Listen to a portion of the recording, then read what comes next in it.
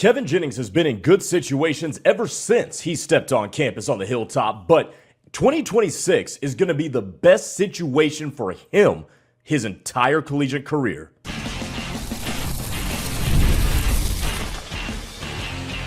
You are Locked On SMU, your daily podcast on the SMU Mustangs, part of the Locked On Podcast Network, your team every day.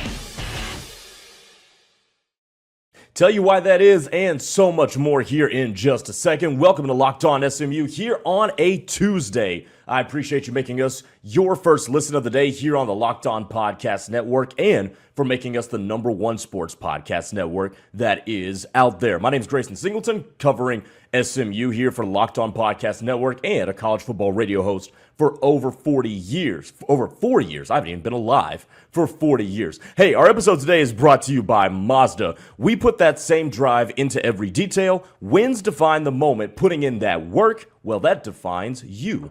So stay tuned for highlights in this week's Moving the Game Forward. There's more to a Mazda because there's more to you. Coming up on our show today, we'll get back into basketball, and I'll tell you why SMU can be expected to play their brand of basketball once again against Notre Dame, but they face another challenge throughout the rest of their season. I'll tell you about that to close up the show as well. So you want to stay tuned for some basketball talk later on as we talk about some good things for SMU basketball and also something I'm still keeping my eye on for later on in the season as well. So we'll close up the show with that. But let's start with Kevin Jennings here because I was thinking about football storylines going into the 2026 season. And I'm thinking about the offense, I'm thinking about the defense, I'm thinking about some of the changes that have been made to this SMU program. And what I landed on today was Kevin Jennings is in the best situation that he's been in his entire career. Now, there are three things that I use to justify why I think Kevin Jennings is in the best situation that he's ever been in his SMU career. There's three things. Number one, continuity. Number two, experience. And number three, help. The guys around him.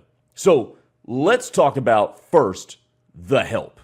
And I'm going to tackle this one first because I don't think it's the most agreed upon. Some people will say, well, he's had a better X-wide receiver in past years. And that might be true. Some people might say, well, he had a better offensive line. That remains to be seen. Some people will even say, hey, Casey Woods is no longer here as the offensive coordinator. All fine and good. But let's look at what's around him. And this is going to go hand in hand in what I talked about on Friday about Kendrick Raphael. But you look at what's around him, it's the totality of the parts. So you've got a guy that you're familiar with in Jalen Cooper who's going to be extra motivated to take that next step as a sophomore after he showed what he could be, a glimpse of what he could be as a freshman coming out of Cibolo Steele High School. Okay, so we got that. Then you got a guy in Yannick Smith who, again, we don't know what kind of production it will be, but somebody in that building of smart football people said, nope, that dude is ready for the leap to the ACC. So I've got motivation from Cooper. I've got motivation from Yannick Smith. And then I love the two tight ends that they brought in the transfer portal, Theo Mellon-Orstrom and Randy Pittman. I like that duo. And then there's Kendrick Raphael, who I told you guys on Friday, I think is going to go for about 1,400 scrimmage yards, and he alone is going to make Kevin Jennings' life that much easier. So in terms of the help around him and the collection of the parts, I think for Kevin, all he's going to have to do is be able to run the system, certainly make plays above the X's and O's, which he is more than capable of doing. But he's going to have dudes around him that are going to make plays for him and make him better and make his job a lot easier as well. Because there's going to be balance, there's going to be athleticism, there's going to be the ability to take a catch and get yards after the catch. Yamir Knight factors into this as well. Forgot about him. Don't want to leave him out. But there is going to be dudes around him who are going to help make him look a lot better. So that's the help around him. Number two, I want to talk about continuity. Because the continuity with Rhett Lashlee and De'Aaron King is going to be so vital for Kevin Jennings now going into his third season of being a starter. And that continuity going all the way back to 2024, when he took over from Preston Stone, put a pin in that, has continued to build and continue to build and continue to build. There's not as many high-end quarterbacks that have played their entirety of their starting career under one head coach and with the same QB coach. Kevin Jennings is on the side of high-end quarterbacks in the country, and he is going to play his entire career with Rhett Lashlee and with De'Aaron King. That is vital. They speak the same language. They work in the same system. When it comes to integrating new parts, you want that. He's grown up in the system. He knows how to be a leader now. He took more command of the offense, and as he got more comfortable, he got more poised to the point that he had one bad wheel the entirety of the season and still produced. So I don't think that comes if you're uncomfortable in the system. And he's not going to get uncomfortable. He's not going to regress in that area after this year. So he produced the most that he has in 2025. He's now going to be in his third year as a starter with this system. He's going to still have the same voice in the headset. He's going to go over and check out the tablet with the same man he's been doing ever since he took over as a starter. So that continuity, that confidence, that comfort is going to translate onto the field and make his situation even better. He's going to be a lot more cool, calm, and collected this year than he was a season ago because of the success he had a season ago and because of his familiarity with the system. So that's continuity. Number 3 is years and experience. He's been doing this, man. Kind of goes hand in hand with what we just talked about with continuity. But when you look at the journey that Kevin has taken from taking over for Preston Stone, now he goes through 2025 and he does a pretty good job in his first season as a starter, first full season as a starter, and now he comes in to 2026 with command of everything. There's new people around him, but you know what? I'm okay with having new people around you if the man behind center has command of everything else. And by the way, going back to the experience thing, he's shown he can work with a new cast of characters. Romello Brinson was a new guy, right? Romello Brinson didn't start his career at SMU. Neither did TJ Harden. Neither did Chris Johnson Jr. He was able to work in with Dramico Green when he was on the field. He was a freshman. Ymir Knight came over from James Madison. So this whole thing of, well, there's a bunch of new dudes. Well, we did that last year and it looked okay. Sure, the offense sputtered to a halt against Wake Forest, and ultimately that loss doomed them from being able to advance to the ACC championship game. I understand that. But they've seen success with a changing of the guard at the receiver position, at the running back position. Hell, even Jalen Cooper. Jalen Cooper was a true freshman who worked in there. Why? Because Jordan Hudson got hurt at the beginning of the year. So the fact that there's a bunch of new guys around doesn't faze me one bit. It doesn't faze me one bit because he's been doing this. He's got quality new dudes around him, and he's got the same voice in the headset, and he's going to sit down right next to the same man he's been sitting down with his entire career. The whole thing, if you haven't caught on, is cyclical. The experience goes hand in hand with the continuity, goes hand in hand with the help. And it's all in this symbiotic relationship that makes Kevin Jennings' situation the best that he's been in his entirety of his SMU career. Do you agree with me? Do you not agree with me? Tell me in the comments. Hit me up on Twitter. You guys see my Twitter down below. If you're watching on YouTube, Gray_Singleton 2 for those on audio that can't see it on a screen, obviously. So let me know. What do you think? Comment down below. Love to interact with you guys on this. Do you think this is the best situation that Kevin Jennings has been in his entire SMU career? Because for my money, it is. Coming up next on the show, let's get back into basketball because SMU takes on Notre Dame, looking to follow up the win at Pitt. We'll talk about why I think SMU can play its game and get a pretty handily win here on Tuesday night. So keep it here on Locked On SMU. This is Mazda's moving the game forward for those who show there's more to the score than what's on the screen. So let's talk about SMU's win over Pitt just one more time, and let's talk about a guy by the name of Jerome Pierre. Talk about moving the game forward, scoring at all three levels, scoring in the half court, scoring in the open court, and doing it as efficiently as one could do it. 8 for 11 from the field, hit a couple of threes, and 20 points on the night. Another 20-pointer for a guy who continues to pace SMU and be one of their more consistently reliable options offensively while Boopie Miller's still coming back and getting right from the flu.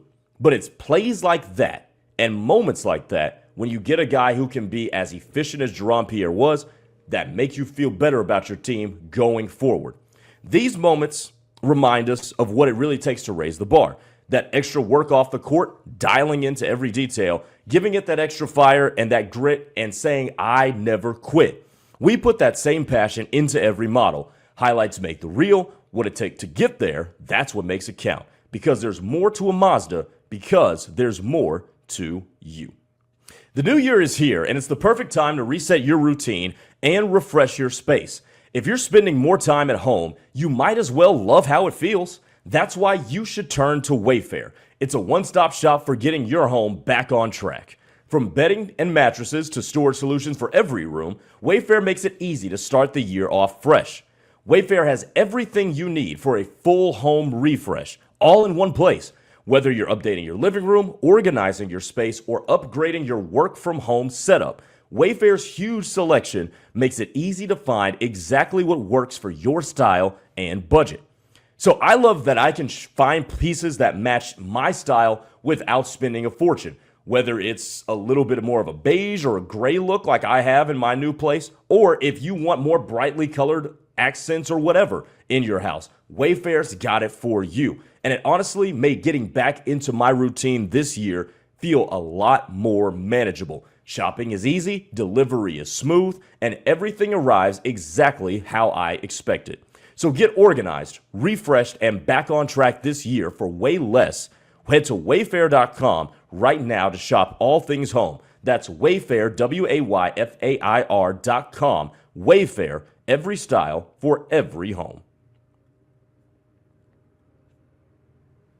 All right, welcome back to the show here on Locked On SMU. Hey, make sure you subscribe to the channel if you're new here. Would love to have you be a part of this growing Locked On SMU community. Helps us out here on the program, helps us out at the company as well. So make sure you hit that subscribe button. For those of you on audio, rate us, review us as well, and then make your way over to YouTube and subscribe to the channel as well to help us out.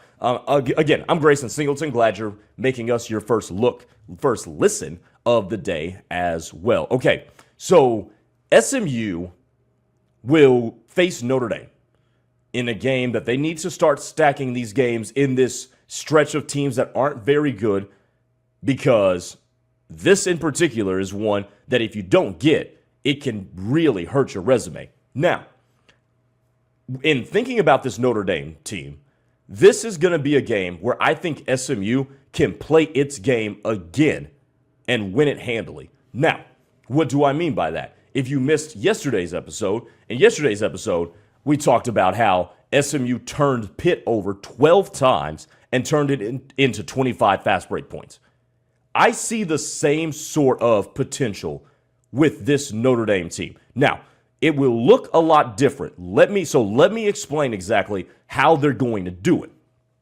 With the way that SMU's defense improved and the fact that Notre Dame is just not a very good offensive team. They're in the bottom third of the conference in shots put up, shots made, percentage of shots made. They're in the bottom third of the conference in turning the ball over as well. Like, their assist to turnover ratio is almost even, which translation means you're not a very good basketball team. And they're not. They're not a good team. By the way, their leading scorer and one of their guards is also probably not going to play in this one. He's been out for a minute with a leg injury. So I don't expect him to be back in this game, a guy that averages about 18 a night. So, yeah, you still got a couple of guys you need to worry about. You still got, obviously, Braden Shrewsbury, the son of the head coach, Micah Shrewsbury. You still got this one kid, Cole Serta, who can get hot from three, and they can get hot from three every now and then, but ultimately, they're not a good basketball team. But here's where SMU, I think, could potentially get them. If Notre Dame does not shoot the ball well, and the Mustangs can clear the defensive rebound and get out and run, I feel really good about SMU in this one. I really do, because that's their brand of basketball. And I don't think Notre Dame is going to be able to keep up with that.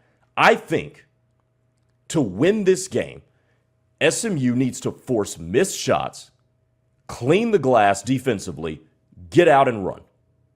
If they do that, I look at a Notre Dame team that is prone to being really erratic at times and also doesn't shoot a high percentage of shots. So you combine being erratic with getting them really on their heels in terms of a sped up game. They start putting up shots when they're sped up. I think this could have the makings of a game that SMU wins once again by double figures. If they can do that, that's the formula for SMU. And it's doable. Notre Dame there have been a lot of games against good teams that Notre Dame has not played close. I mean, I'm going to be totally real here. Sure, they, in the non-con, put up a nice fight against Kansas, only lost that game by 10. But if you look, once we get into conference play, they got their doors blown off by North Carolina, a team that, remember, SMU won. They got beat by 15 by Clemson, got beat by 12 by Miami.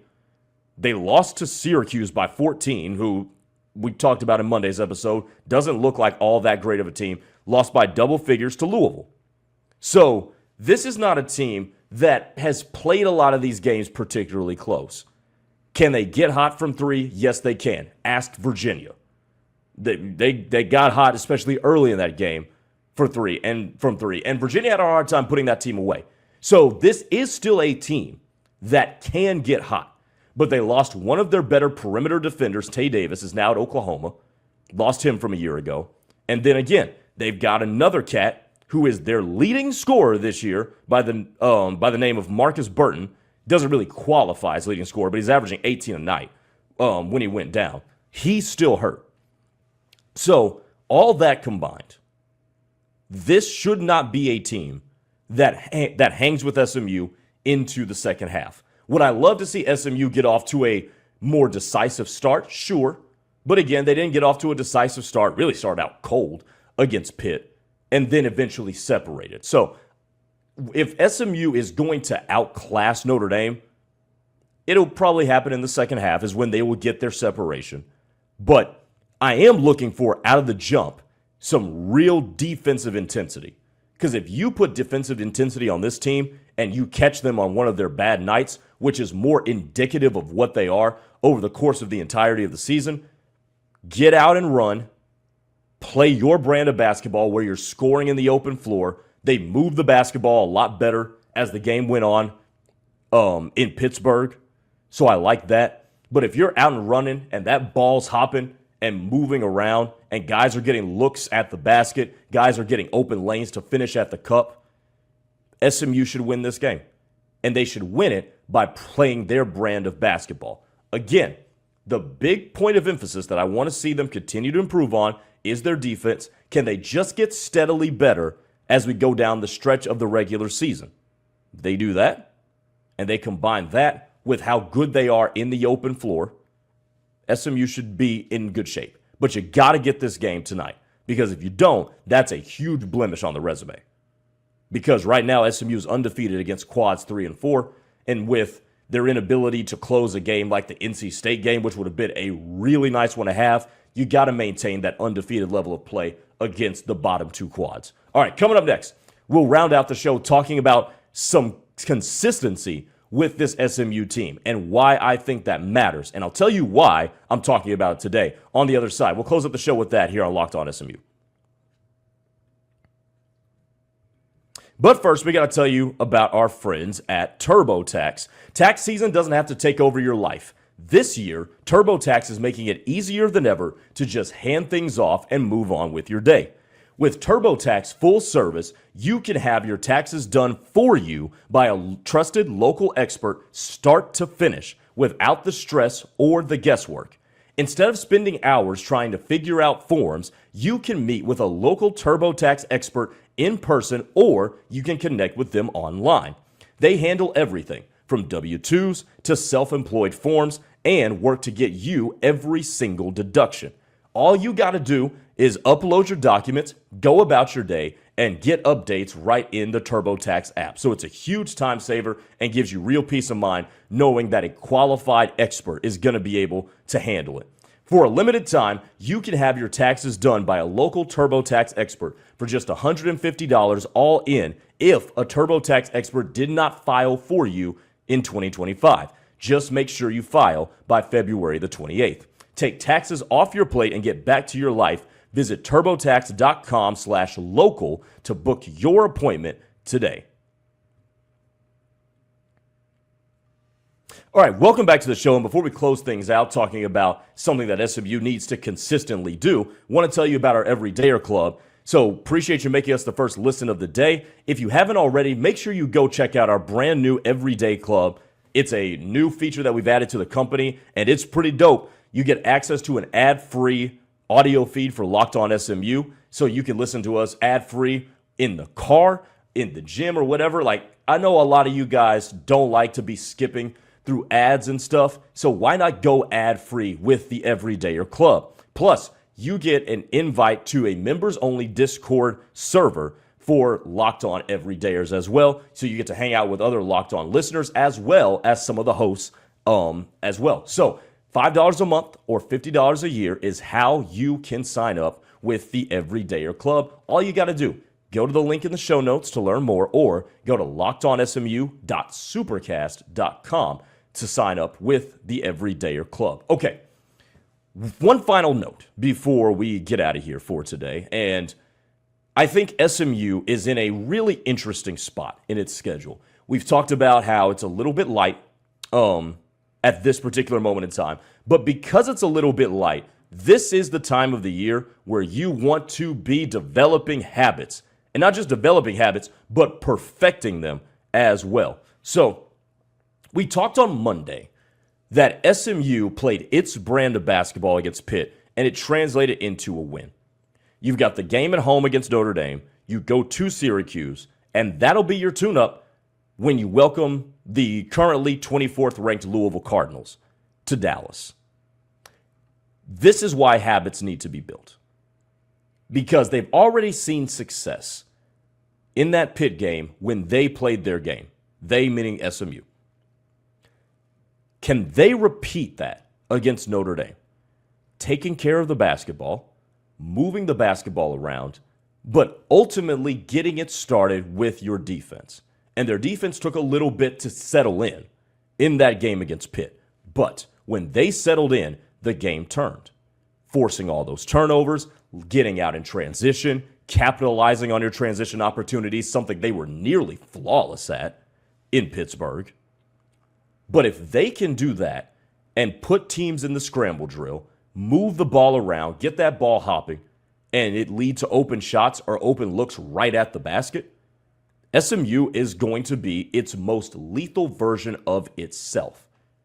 But they did it for one game. Can they string it together? That's what I'm looking for starting in this Pitt game and going into the weekend against Syracuse. Can you string multiple games together against unranked opponents doing exactly that? Playing true to yourself, being disciplined to your game plan, and going out there and beating teams that are not as good as you, but not just beating them, but beating them by doing what you do best. SMU's best version of itself all season long. We've been talking about this ever since the advent of this season. Their best version of themselves has been when they can play in the open floor. They can get threes off of it. They can get layups and dunks off of it, whatever. But their best version is when they can either turn you over and get out and run, or they get the rebound, get an outlet, and they're playing in the open floor. Remember, when they got bogged down by Clemson, that was the one game that I thought, oh, they have no chance of winning this game. And even though it was close, I would have been surprised. I told you guys this in the aftermath after the game. I would have been surprised if they won that game because it just didn't look like an SMU game. Like, that game was dominated by Clemson. But that was because they took SMU out of playing in the open floor. If they can play in the open floor and consistently generate those opportunities, that's playing SMU brand of basketball. And for a team that isn't as talented as them, they will be hard to beat. It will be hard for Notre Dame to beat SMU if SMU is getting defensive boards and getting out and running. It will be hard for Notre Dame to beat them. It will be hard for Syracuse to beat them. And even coming back home, I believe it will be hard for SMU to be beaten by Louisville in Dallas if they can play their brand of basketball. Now, Louisville was where they got that big holdup because they stopped moving the basketball and then they weren't getting out in the open floor and they were the ones sped up. So obviously they will have to right that wrong and reverse that trend against the Cardinals. But for these two games this week, consistency matters. Can you stack one game on top of the other, where you do your brand of basketball and do things exactly how you want them to be done? Time will tell, but that'll be something that will make me even more confident in this team going into a game like Louisville and going into the ACC tournament at the conclusion of the regular season. I think that is going to matter going forward the rest of the way. So what does it look like maybe even numerically? Because I know people get lost in stats, and that's okay. I do too from time to time. So what would that look like? Well, the Mustangs won the turnover battle 12-9. Pitt turned it over 12 times. SMU turned it over 9 times. So win the turnover battle. I think that's a good way to start. Number 2, if a team's weak at something, don't let them get better at it. Told you that Pitt was a team that was not good at shooting the 3 ball. SMU held them to 24% shooting on 3. Pretty good. Notre Dame, not an excellent team shooting the 3 ball, but they're decent. They shoot it at 35%. Hold them to under 30%. Capitalize on what a team doesn't do well. By the way, you want to know the total field goal percentage that Notre Dame shoots? It's 44. That ain't great. So, hold them to that. Hold them to 40% shooting from the field. Don't let them get good at something they're not good at. We've got a large enough sample size in this season to know what teams are good at and what they're not. And there are 2 things that Notre Dame is not very good at. They do not shoot it efficiently from the field, and they don't take care of the basketball. So let's not have this be a game where Notre Dame shoots the cover off the basketball and doesn't turn it over. To me, it's fairly simple. If a team is bad at something, make sure they're bad at it against you. And you'll probably be okay. So for Notre Dame, a team that doesn't shoot the ball all that efficiently, they don't need to be shooting the ball at 52%. For Notre Dame, that has a team that has an almost identical assist to turnover ratio, let's not have them have 17 assists and 5 turnovers. For me, it's that simple when you're going up against teams that aren't very good. And that will play into SMU's brand of basketball and will go toward accomplishing that goal of stacking games on top of games on top of games where they are playing their brand of basketball and ultimately seeing success and wins come out of it. All right, that'll do it for our show here today on Locked On SMU. Appreciate you, as always, making us your first listen of the day. And if you never miss an episode, first of all, want to say thank you. The Everydayer Club is built for you. So get Locked On SMU ad-free, plus members-only Discord access and more. So head to lockedonsmu.supercast.com or click the link in the show notes to learn more. For those of you on video, make your second listen of the day our 24/7 National Locked On Podcast Network YouTube channel. On audio, make sure you make Locked On College Football your second listen of the day. All right, we'll talk to you guys for a Wednesday episode. Take it easy. Have a good day, everybody.